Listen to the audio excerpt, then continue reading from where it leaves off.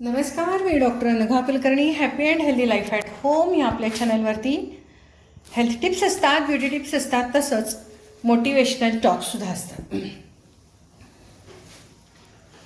आज अगदी महत्त्वाचा एक विषय मला बोलावासा वाटला. आजची तरुणाई. तुम्हाला माहिती आहे की अलीकडच्या काळामध्ये जंतर मंतरवरती एक आंदोलन केलं होतं त्या मुलांनी, तरुण मुलांनी. विद्यार्थी नव्हते ते, विद्यार्थ्यांचे आंदोलन असं त्याला नाव होतं. पण त्याच्यात किती टक्के विद्यार्थी होते हा एक वादाचाच मुद्दा होता. जेव्हा वेगवेगळे व्हिडिओज त्यामधले मी बघितले त्यामध्ये शिकलेली मुलं ही फार कमी होती, त्याच्यात विद्यार्थी फार कमी होते.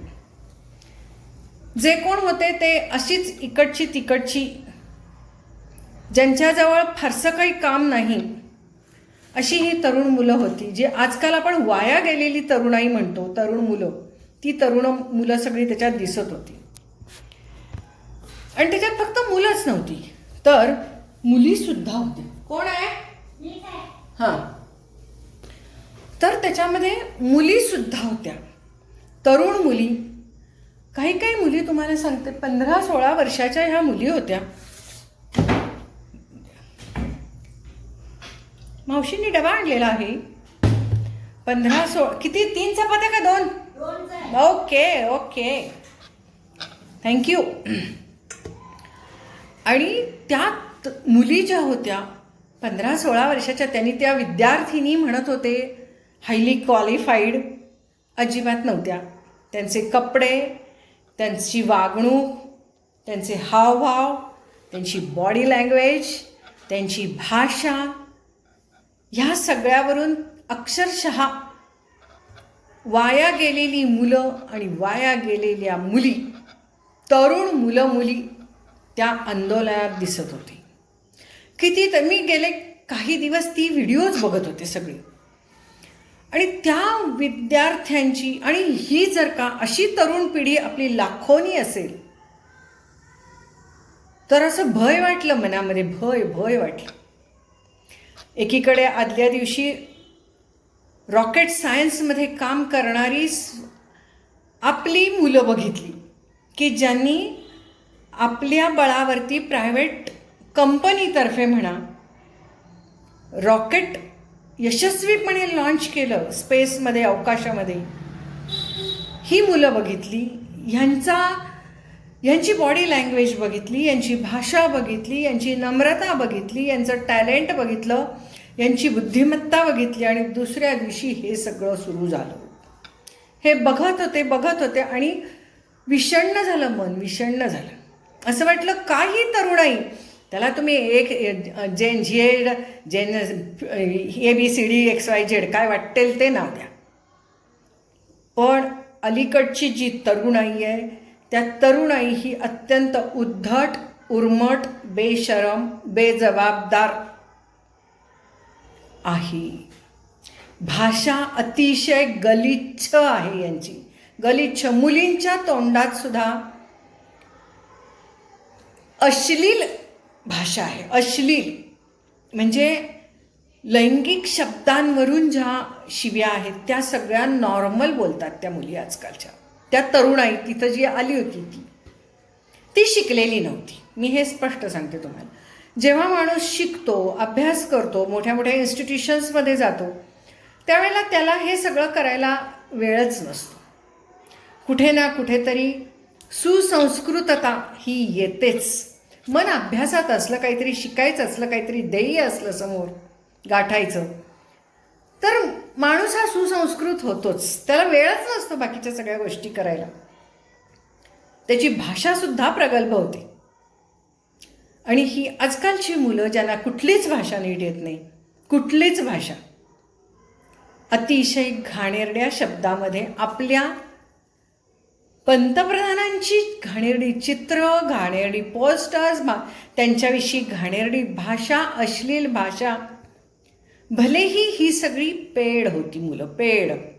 यांना दिवसाला पैसे देऊन आणलेली. स्वतः त्यातली काही मुलं सांगत होती आम्ही 1 तास आलो आहे, आम्ही 3 तास आलो आहे, आम्ही हाफ डे आलो आहे, हाफडे आम्ही शाळा केली, हाफडे आम्ही कॉलेज केलं आणि हाफडे आम्ही इथं आलेलो आहोत असं म्हणणारी ती मुलं, कशासाठी तुम्ही इथं आलात? काही नाही, आम्हाला पैसे मिळाले म्हणून आले. आम्हाला कॉलेजमधनं आम्हाला काही विशिष्ट मुलांना आणायला सांगितलं, तेवढी मुलं आम्ही घेऊन आलो, आम्हाला प्रत्येकी एवढे एवढे पैसे मिळाले असं सांगणारी त्यामध्ये मुलं होती. त्यांचेही व्हिडिओज बघितले. पायाला लागलं, अंगावर कोणतरी आलं असं म्हणून खोटं खोटं बोलणाऱ्या ह्या मुली, नाटक करणाऱ्या, पाय दुखला, पाय मोडला, अंगावर आलं, कपडे फाडले म्हणून सगळं आपलं आपणच सगळं करून घेणाऱ्या, आणि व्हिडिओ संपल्यावर असा प्रत्येक वेळेला प्रत्येक मुलींनी की बरोबर आहे का माझी ॲक्टिंग, झालं का बरोबर, आणि बस का, म्हणजे व्हिडिओ करणाऱ्याकडे बघून बरोबर आहे ना, म्हणजे ॲक्टिंग बरोबर आहे ना हे विचारलं. आणि प्रत्येक ठिकाणी पंतप्रधानांना अतिशय घाणेरड्या शब्दामध्ये त्यांच्याबद्दल भाषा वापरलेली आहे मुलींनी.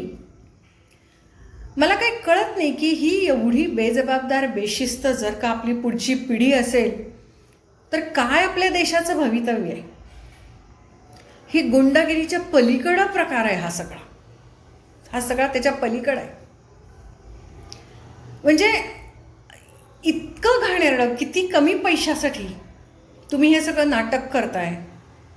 रोज तुम्ही कपडे बदलून येताय तिथे, म्हणजे कुठेतरी जाताय, कुठेतरी तुमची राहायची सोय केलेली आहे आणि तुम्ही कपडे बदलून येताय रोज दुसऱ्या दिवशी. तिथे येऊन खाताय, पिताय, व्यवस्थित पिकनिक असल्यासारखं सगळ्यांचं सगळं चालू आहे. आणि काय तुमच्या ज्या मागण्या होत्या त्या तुम्ही चिडून मागा, ओरडून मागा, रडून मागा, पण तुम्ही आपल्या पंतप्रधानांना घाणेरड्या शिव्या देताय. अहो, हे जे विरोधी पार्टीची लोक असतात ना याच्यात राजकारणात, ते सुद्धा अशा घाणेरड्या शिव्या बिव्या देत नाहीत. खूप एकमेकांच्या वरती ताशेरे ओढत असतात, शाई टाकत असतात एकमेकांच्या अंगावरती, चिखलफेक करत असतात, पण त्यांची भाषा अशी घाण आणि अश्लील नसते. ही जी आहे ना घाण भाषा, घाणेरडी भाषा, अश्लील लैंगिक भाषा जी आहे ना, ही सगळी ही मुलं आहेत, ही एकतर त्या परीक्षेशी त्यांचा काही संबंध नव्हता, ही भाडोत्री सगळीजणं होती आणि ह्यांना कुठून तरी वरनं बाहेरून पैसा येत होता. म्हणजे आपल्या देशातले जे राजकीय पक्ष असतात ते आपल्या जेव्हा भांडतात तेव्हा ही अशी भाषा नाही वापरत. एकमेकांचं उणं काढतात, अगदी पूर्ण सगळं एकमेकांचं बाहेर काढतील, परंतु भाषा अशी नसते. ही जी भाषा ऐकली की असं वाटतं की यांना जाणून बुजून, यांना अशिक्षित मुलांना 2 कपडे देऊन, थोडे पैसे देऊन त्यांना तिथं आणलं होतं, केवळ भाडोत्री बडबडण्यासाठी, वेडंवाकडं बडबडण्यासाठी आणलं होतं. आणि हे जे बघितलं त्यावेळेला असं वाटलं की भलेही असेल, ह्यांना भाडोत्री असतील, बाहेरून ह्यांना येत असेल, फंड्स येत असतील, म्हणूनच हे इतके उर्मटपणे बोलत होते, उर्मट उद्धट इतकी घाणेरडी भाषा बोलत होते. कितीतरी मी अशी व्हिडिओ बघून मला असं विषण्ण झालं मन माझं, आणि असं वाटलं ही मुलं पुढं आयुष्यात जाऊन काय करणार ह्या मुली, काय करणार? करिअर नाही, संसार नाही करू शकत ह्या मुली, करिअर करू शकत नाहीत. अहो, आपण म्हणतो ना की कॅरेक्टरलेसला सुद्धा काहीतरी कॅरेक्टर असतं, त्यांची सुद्धा काहीतरी जीवनशैली असते, त्यांना काही जबाबदाऱ्या असतात, ते सुद्धा काही कर्तव्य करतात. हे कसलं काय हो, यांच्याजवळ काहीच नाही. अतिशय घाणेरडा, म्हणजे ही तरुणाई, आपल्या देशाची ही तरुणाई एवढ्या असंख्य संख्येने बघितल्यावरती असं वाटलं की काय हे आपल्या देशाचं भवितव्य आहे आणि का आमची मुलं ह्या देशात राहतील असं वाटलं माहिती. अशा इतक्या घाणेरड्या परिस्थितीत, घाणेरडं इतकं भविष्य असताना या लोकांच्या सोबत आमची तरुणाई कशी मोठी व्हायची, कसा तो देश घडायचा आणि कसं आपलं जग चालायचं, असा खूप प्रश्न पडला मनाला बघून. आत्तापर्यंत एवढी सारी आंदोलनं बघितली होती, काय काय बघितलं होतं, पण इतकं गलिच्छ आंदोलन कुठलं बघितलं नव्हतं. कितीतरी आपण आंदोलनं यापूर्वीची बघितलीच की, पण तरुणाईच्या तोंडात अलीकडे घाणेरड्याशिवाय आहे ते सगळीच, म्हणजे ही जी तिथं आणून बसवलेली होती, मला हे असं वाटलं की काहीतरी व्यसनं करत होती ही, त्याशिवाय एवढी घाणेरडी भाषा बोलू शकत नाही. त्याच्यामध्ये सगळ्या मुलींचा जर का ॲरोगन्स बघितला किंवा त्याला धाडस नाही म्हणता येणार, त्यांचा आगाऊपणा बघितला ना, त्या सगळ्या मुलींचा बोलण्याचा आगाऊपणा, वागण्याचा आगाऊपणा, मुलांच्या सोबत राहण्याचा आगाऊपणा, हे सगळं जर का बघितलं ना, तर असं वाटलं की काय हे, म्हणजे ह्या स्त्रिया काय करणार पुढे आयुष्यामध्ये जाऊन. ह्या कुठलं यांचं कुटुंब, ह्यांना असलेल्या कुटुंबामध्ये तरी, ह्या ज्या कुटुंबामधनं येतात त्या कुटुंबामध्ये कसं राहत असतील या मुली. आणि त्यातल्या एकीनं सांगितलं की मला माझ्या आईवडिलांचा राग येतो, मला माझ्या घरातल्या पुरुष मंडळींचा राग येतो, असं ती काय काहीतरी बडबडत होती. एक म्हणजे काय चाललंय आंदोलन, काय बडबडतायत, काय चाललंय, काही कळत नव्हतं त्यांचं. आणि अशी ही तरुण पिढी, यांच्यामुळं समाज कसा पुढे जायचा, कुटुंब कशी चालायची, संसार कसे व्हायचे, पुढची पिढी कशी शिकायची, कशी ही पिढी. आणि ही जी पिढी होती ना आता, यांना फुकट पैसा देऊन पोचवलेली ही तिथं त्या ठिकाणी आणलेली तरुणाई होती. फुकट पैसा देऊन बडबडायला, थोडंसं खायला दिलं होतं, 4 कपडे दिले होते, घाणेरडं बोलायचं हे एकच त्यांना शिकवलं होतं तिथं. आणि तिथं सोडलं होतं, त्या कळपात सोडल्यासारखं की हे करा, तुम्हाला एवढे पैसे मिळतील. तुम्ही जेवढं जास्त घाणेरडं बोलाल तेवढं तुम्हाला जास्त पैसे मिळतील. जेवढं जास्त घाणेरडी ॲक्टिंग कराल, तुम्हाला लागलंय असं दाखवाल, तेवढे तुम्हाला जास्त पैसे मिळतील. असं बहुतेक तिथं होतं. त्यामुळे जास्तीत जास्त मुलीसुद्धा हे असले उद्योग तिथं करत होत्या. म्हणजे हे विद्यार्थ्यांचं आंदोलन, तरुणांचं आंदोलन कुठं वाटलंच नाही. हे एक अतिशय घाणेरडी तरुण पिढी, त्यांचं इथं मेळावा भरल्यासारखं वाटत होतं. सगळीकडचे जमा झालेली घाणेरडी मुलं, घाणेरडे तरुण, ज्यांच्यासमोर काही ध्येय नाही, काही नाही. रोजचे जे येतात त्यांना काय म्हणतात, त्याला पगार मिळत होता रोजचा, त्या पगारात ते खुश होते. त्यांना स्वतःला काहीही करायचं नाही पुढे आयुष्यात. त्यांना असं वाटत पण नव्हतं की आपण सोशल मीडियावर बोलतोय, आपल्याबद्दल लोक काय म्हणतील, आपल्याबद्दल कुटुंब काय म्हणेल, आपल्या शाळेतली लोक काय म्हणतील, कॉलेजमधली काय म्हणतील. काही त्यांना देणं घेणं नव्हतं, कारण की त्यांच्या पाठीमागं असं कुठलं बॅकग्राऊंडच नव्हतं. ज्यांच्या मागं असं कुठलं बॅकग्राऊंड नव्हतं, शाळा, कॉलेज, कुटुंब, ह्या अशीच तिथं सगळी मंडळी भरलेली होती. आणि तीच असलं करत होती. आणि जी त्यातल्या त्यात जी चांगली आली होती त्याच्या बरोबर तिथं, ती मागं सरकत होती तिथून. नाही, आम्ही इथनं जातो, आम्हाला इथं आल्यावर हे जरा सगळं वेगळंच वाटतंय. विषय त्यांचा काही असू देत, मागण्या त्यांच्या काही असू देत, पण आजकाल हा व्यवसाय झालेला आहे. माणसं, पैसे देऊन माणसं आणणं, आणि त्या ठिकाणी पैसे देऊन माणसं म्हणजे कॉन्ट्रॅक्ट पद्धतीने, कॉन्ट्रॅक्टर असतो त्यांचा एक, तो एवढी माणसं आणली की एवढे पैसे द्या, आणि तेवढ्यानं तिथं ती घेऊन जायचं. त्यांना गाडीत भरून न्यायचं, खायला प्यायला घालायचं. ते सुद्धा माफक खायला प्यायला घालतात, काय फार घालत नाही. आणि त्या ठिकाणी ती गर्दी गोळा करायची. हा सुद्धा एक पैसा मिळवण्याचा आजकाल साधन झालेलं आहे. रिकामा पैसा, न कष्ट करता मिळणारा हा पैसा, आणि ह्या न करता मिळालेल्या पैशाचा उपयोगही ती पोरं, ती तरुणाई चैनी करण्यात, छंदीफंदी वागण्यामध्येच घालवतात, व्यसनं करण्यात. आजकाल तर ती इतकी वेडीवाकडी व्यसनं करतात, त्यामुळे ती वेडीवाकडी एवढी बोलू शकतात.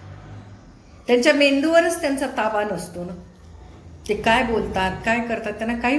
आणि तो जो आवेग असतो, एवढ्या वेड्यासारख्या आवेगात ते काय वागत असतात, आक्रस्ताळेपणा जो करत असतात ना, तो आक्रस्ताळेपणा व्यसन केल्याशिवाय होऊच शकत नाही.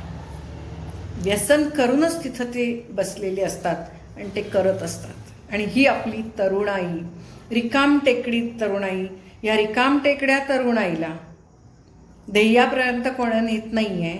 त्यांना फुकट पैसा पोचला जातो आहे, त्यांना त्या पैशावरती पोचत आहेत आणि व्यसनं करणे आणि अशी गर्दी करून घाणेरडी कामं करणे, गर्दीच्या ठिकाणी जाणे, गर्दी वाढवणे, हेच त्यांचं काम. जो जास्त लाऊड वागेल, जो जास्त अधिक आक्रस्ताळेपणे, कांगावखोरपणे, घाणेरडं सगळ्यात जो वागेल, जो बोलेल, त्याला फार डिमांड आहे. आणि हाच ह्या पाऊलवाटेवरून चालणारी छोटी पिढी पण आता त्या पाऊलवाटेवरून चालली आहे. हो, परवाच मी तुम्हाला सांगते, आमच्या घराच्या इथून मी चालले होते जरासं पुढे वॉकिंग करत. त्या ठिकाणी 4-5 मुलं, किती हो, 4-5वीपर्यंतची मुलं होती बघा. 5-6 पोरं होती, त्याच्यात अगदी पहिलीचं पोरगं सुद्धा होतं. आणि ही सगळी जणं गुटखा खात चालली होती पोरं. आणि तिथनं जाणाऱ्या रस्त्यावरनं एक बाई घरातनं कचरा टाकायला बाहेर आली. त्यावेळेला ती म्हणली, अरे एवढी लहान पोरं आहे, तुम्ही काय खाताय रे गुटखा? कारण ती थुंकली तिथं त्या घराच्या समोर. ती कचरा टाकायला आली आणि ते सगळं लाल पडलेलं, पण ती म्हणली, अरे एवढी लहान मुलांना तुम्ही गुटखा खाताय? ती एवढीशी पोरं त्या बाईच्या अंगावर धावली आणि अरे तुरेत तिला बोलली आणि म्हणली, तुझं काय जातंय? ह्या शब्दात घाणेरडं बोलली त्या बाईला. मी तिथनं चालले होते. म्हटलं, काय झालं मावशी? अहो एवढीशी पोरं असं बोलली. मी त्यांना फक्त एवढंच म्हटलं, अरे लहान मुलं आहे, तुम्ही गुटखा काय खाता? म्हणजे बघा, फुकट त्याच म्हणजे मोठ्यांचं बघून लहान मुलं सुद्धा त्या वाटेवरून जायला लागलेली आहेत आणि त्यांना ती वाट बरी वाटायला लागलेली आहे.